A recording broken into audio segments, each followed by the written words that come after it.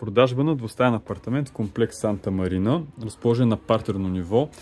Виждате, апартаментът тук е със своя лична тераса, веранда, която е буквално на нивото на пътя.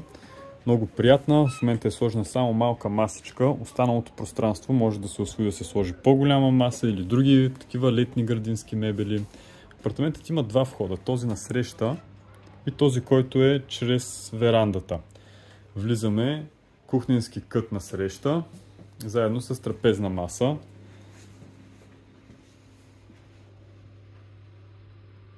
Там има диванче с телевизор, всички мебели остават в апартамента.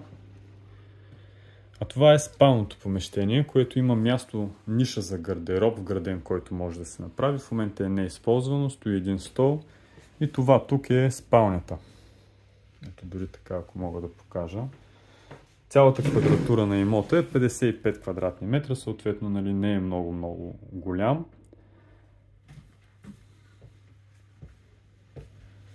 Така, и остана единствено санитарното помещение, банята, която е също с доста големи размери. Тук е пералнята, душ кабина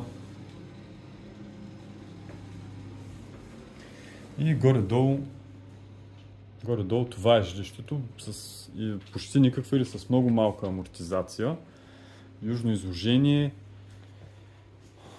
и доста плюсове. Намира се в централната част, близко до фонтанчето.